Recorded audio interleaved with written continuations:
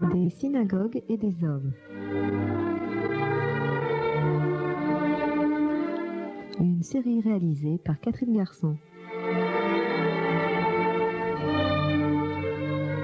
En collaboration avec la Fondation Doron. Aujourd'hui, cap vers l'Est, nous retrouvons la synagogue du Rama à Cracovie.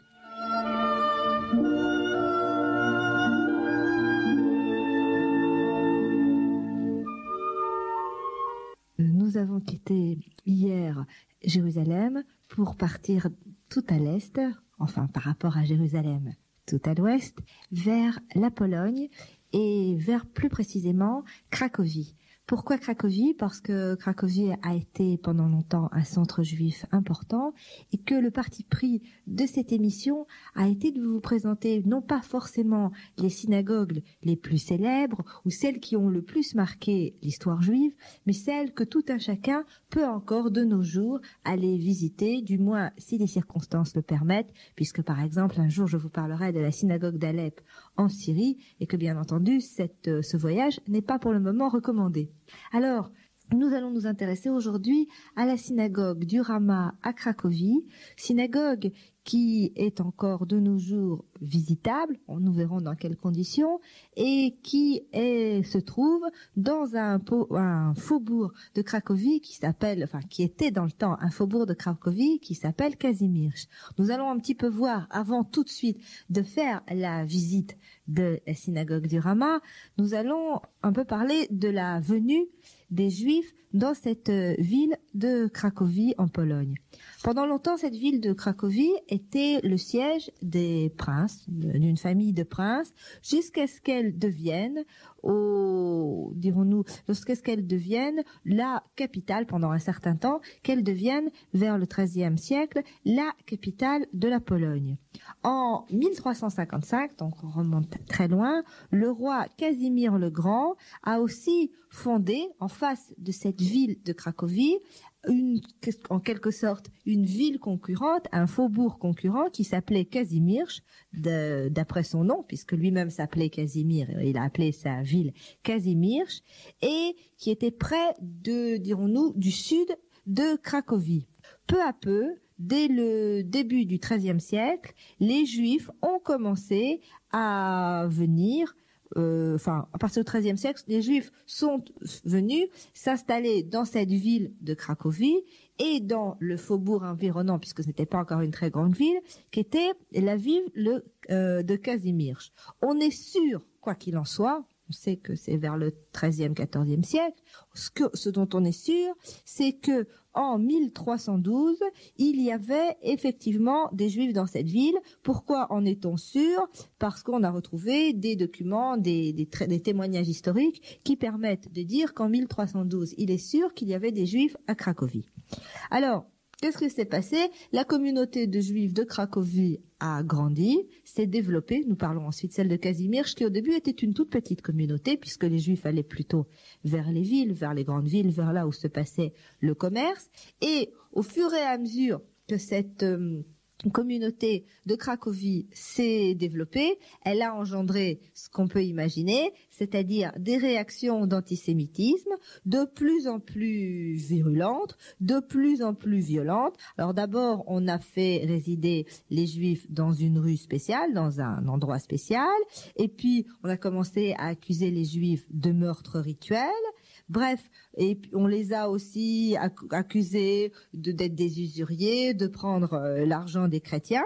On a, dirons-nous, les autorités ecclésiastiques ont tenté d'un peu d'enrayer cette montée d'antisémitisme contre les Juifs de Cracovie, et ils ont fait venir un prêcheur qui était un prêcheur franciscain, qui était quelqu'un qui était un prêcheur tout à fait ouvert, qui s'appelait Capistrano, qui est venu en année 1454 pour essayer de prêcher à la population chrétienne la modération et leur demander de traiter un peu mieux les Juifs et de ne plus les accuser de tous les maux de la création. Or, la venue de ce prêcheur, au lieu d'arranger les choses, a remis de l'huile sur le feu, et dirons-nous, la population chrétienne de la ville de Cracovie s'est mise à bouillir de plus belle. Et cela a continué jusqu'à ce que, en 1477, un grand incendie ravage la ville. Et alors, à ce moment-là, les chrétiens ont nommément accusé les Juifs d'avoir mis le feu à la ville. Et d'accusation en accusation, le climat s'est dégradé tellement que, en 1495, le droit a décidé d'expulser les Juifs de la ville de Cracovie. Mais comme il faut pas oublier en Pologne le rôle important que jouaient les Juifs dans le commerce et dans toute cette notion de mise en place de l'État entre guillemets polonais, le roi n'a pas voulu les expulser trop loin et donc leur a fait un peu traverser quelques rues et les a envoyés entre guillemets en exil dans la ville de Kazimierz, c'est-à-dire qui était donc un faubourg presque de Cracovie. Ils ont eu le droit de résider là et ils avaient même le droit de revenir à Cracovie pour faire du commerce. Mais ils n'avaient plus le droit de résider dans la ville de Cracovie et donc le centre, dirons-nous, d'importance du judaïsme dans la région s'est déplacé de la ville principale qui était Cracovie à son faubourg qui s'appelait Kazimierz. Et là, effectivement, a commencé une nouvelle étape du judaïsme local. Alors, après avoir été expulsés, qu'est-ce qu'ont fait les Juifs? D'abord, ils se sont fondus avec la communauté locale qui existait déjà. Il y avait une petite communauté donc dans cette ville de Kazimierz. Maintenant, c'est un faubourg, c'est intégré à Cracovie. Maintenant, on ne voit plus la différence. Mais à l'époque, il y avait donc une différence géographique. Donc, les Juifs de Cracovie se sont intégrés, se sont mélangés, se sont fondus avec ceux de la ville de Kazimierz. Ils les ont plutôt colonisés parce qu'ils étaient en fait plus nombreux. Et ces gens-là, ces natifs de Kazimierz avaient déjà une synagogue, mais en fait, la première grande synagogue qui a été établie à Kazimierz est ce qu'on appelle, et ce que l'on peut toujours voir, c'est pas de celle-là dont je vais parler aujourd'hui, mais il faut quand même la mentionner parce qu'elle est très importante, ce qu'on a appelé la Alte Schule, c'est-à-dire la vieille synagogue, qui a été donc fondée et bâtie par les expulsés de Cracovie quand ils sont arrivés dans ce faubourg de Kazimierz. Alors, en général, on pense que cette synagogue a été donc bâtie après la fermeture en 1469 des deux synagogues qui fonctionnaient à Cracovie, puisque les Juifs n'étaient pas encore expulsés, mais déjà, le climat était si mauvais qu'on leur avait déjà fermer leur synagogue. Donc probablement cette synagogue a été bâtie à l'arrivée donc de ces Juifs à Cracovie et à Kazimierz. Et elle s'est développée, on va voir ensuite comment elle s'est développée, elle a été détruite, reconstruite. Le fait c'est qu'actuellement, on peut toujours la voir. Suite à quoi, on verra qu'une deuxième synagogue a été construite, qui est celle qui va nous intéresser plus précisément, qui est la synagogue qu'on appelle la synagogue du Rama, d'après le nom de Rav Moshe Isserles.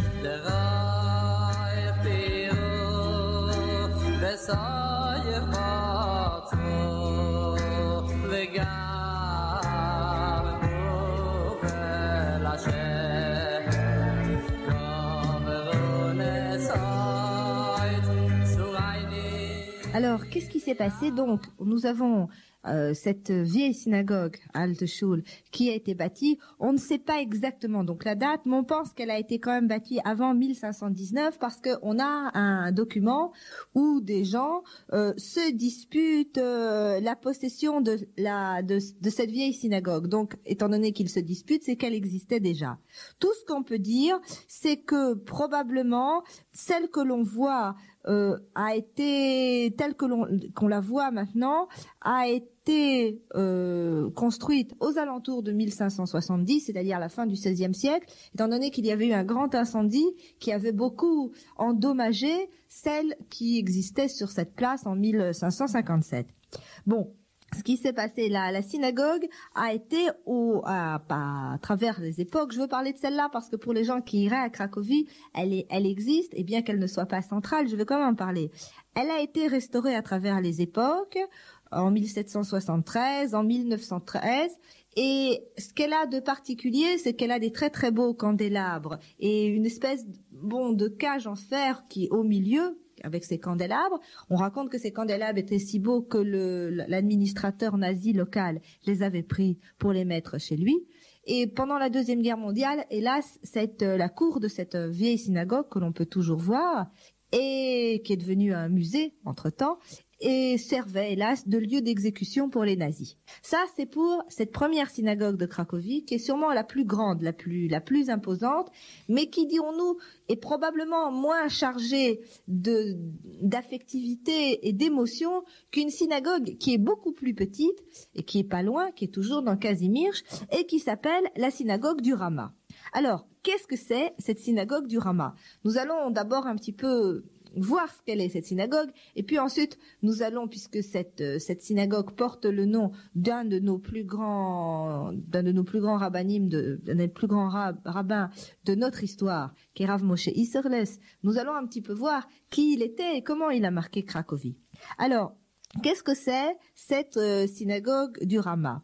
C'était au début une synagogue privée qui a été bâtie vers le milieu, nous verrons plus tard dans quelles circonstances, au milieu du XVIe siècle, en 1553, par un notable de Cracovie qui s'appelait Israël Isserles, et qui était quelqu'un de riche, qui était le chef de la communauté juive de Cracovie et qui était le père du célèbre Rama, dont nous regarderons un peu la biographie plus tard.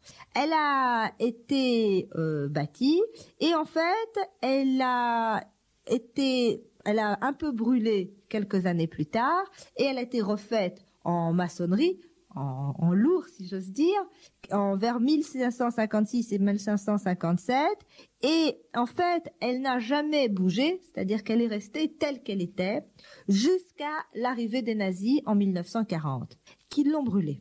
Et elle a été reconstruite après la guerre telle qu'elle était, et c'est telle qu'elle est comme ça qu'on peut la visiter de nos jours. Cette synagogue que l'on peut visiter a une autre particularité, c'est que derrière, tout près, dans la même rue, se trouve le cimetière juif, un des cimetières juifs, enfin le cimetière juif qui nous intéresse, où se trouve la tombe non seulement du Rama, c'est-à-dire de celui dont on va parler tout à l'heure, mais aussi de tout un tas d'autorités rabbiniques polonaises et qui sont là et dont on peut toujours voir les tombes, et ce qui fait que cette synagogue du Rama et ce cimetière juif représente un lieu de pèlerinage depuis des siècles et qui est en train de redevenir un lieu de pèlerinage depuis les changements qui se passent à l'Est et qui permettent effectivement l'arrivée plus nombreuse de pèlerins juifs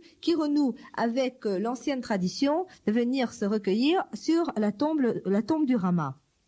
Alors, qu'est-ce qu'on peut dire sur cette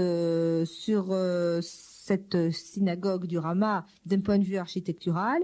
C'est qu'elle est assez petite, que elle a des fenêtres, des fenêtres à peu près normales. Ce qu'on peut dire qui est intéressant, c'est son bima, qui est fait encore une fois dans une espèce, comme dans fer forgé, et que elle a des colonnades avec des feuilles un peu qui rappellent un style corinthien.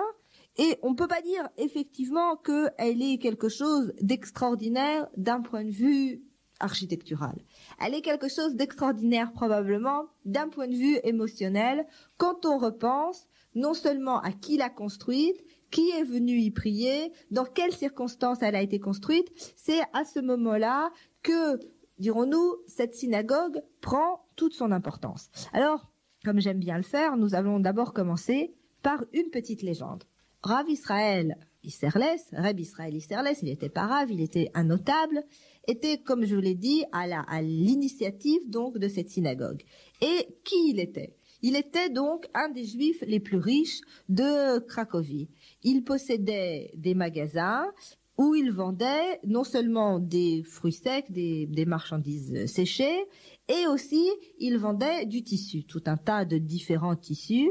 Et il était très célèbre et il avait énormément de clients, non seulement parce qu'il vendait des marchandises de bonne qualité, mais parce qu'il était connu pour son honnêteté scrupuleuse. Et Reb Israël avait une règle qu'il ne voulait jamais transgresser. À midi, le vendredi, il fermait sa boutique parce que il voulait avoir le temps de préparer Shabbat correctement, avec vraiment le plus de bonnes intentions possibles. Alors, la légende raconte qu'un vendredi matin est arrivé un marchand qui voulait refaire son stock de tissus. Et il a commencé à dire à Reb Israël tout ce dont il avait besoin. C'était une énorme liste. Et plus Reb Israël le servait, plus le marchand demandait de marchandises. À un moment, Reb Israël s'est rendu compte qu'il allait être midi. Et il s'est tourné vers son client et il lui a dit « J'ai peur que ça soit l'heure de la fermeture et que vous deviez revenir dimanche. » « Comment ?» a dit le marchand. « Qu'est-ce que ça veut dire l'heure de la fermeture ? Pourquoi est-ce que vous fermez votre boutique si tôt ? Et puis d'ailleurs, dimanche, je ne peux plus être là et vous n'allez quand même pas perdre une commande aussi importante que la mienne pour quelques heures de préparation pour votre Shabbat. Vous avez bien le temps avant votre Shabbat de terminer ma commande. » Alors Rabbi Israël a dit « Je me suis fait une règle d'arrêter à midi la veille du Shabbat. Je ne vais pas commencer à la transgresser. » Alors a dit le client, et si je m'en vais, si je vais commander mon tissu ailleurs? Reb Israël a répondu, ça c'est votre problème. Bien sûr que je vais souffrir et que économiquement ça sera une grande perte pour moi, mais je n'ai pas de chance, j'ai pas de choix, c'est comme ça. J'ai dit que je fermais tous les vendredis à midi et je vais fermer à midi. Maintenant voilà, ma boutique est fermée. Et il a pris son client par le bras, il lui a montré la sortie. Il n'a même pas eu le temps de replacer, dit-on, sur les étagères tout le tissu qu'il avait montré, et il est rentré chez lui. Et c'était pour lui une énorme perte économique. Néanmoins, Reb Israël avait quand même préféré le Shabbat à cette somme d'argent. On raconte que dans le ciel, cela a fait une grande impression. Et qu'est-ce qu'on s'est dit? On s'est dit, il faut récompenser Reb Israël Isser. Qu'est-ce qu'on va faire? Et, dit la légende, on lui a envoyé un fils, Moshe Isserles, le Rama, qui, quand il est devenu un des plus grands décisionnaires, un des plus grands esprits que le judaïsme mondial ait jamais connu. Et c'est ainsi que la perte économique faite en faveur du Shabbat par le père du Rama a été compensée par la naissance de ce Rama dans sa famille.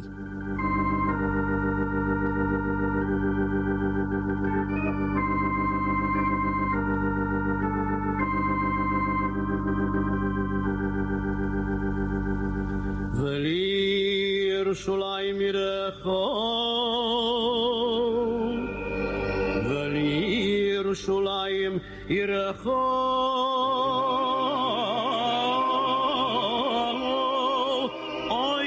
ברחמים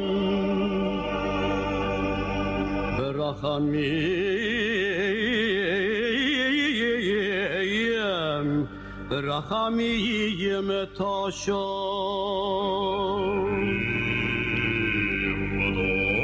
אל ירושלים עירך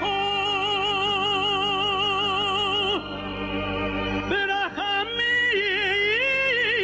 תשוב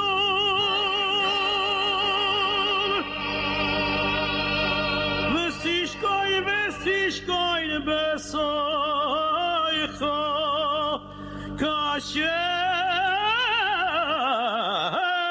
דיברת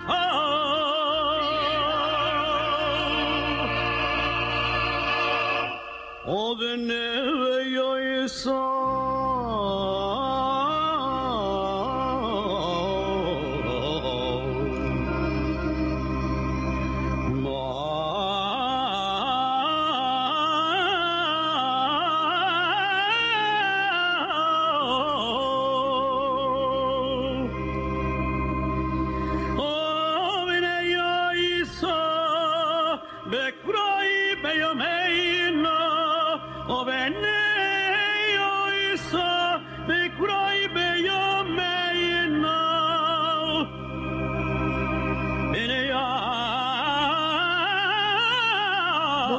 le cadeau va venir, et c'est-à-dire que Rav Moshe va naître donc dans cette famille.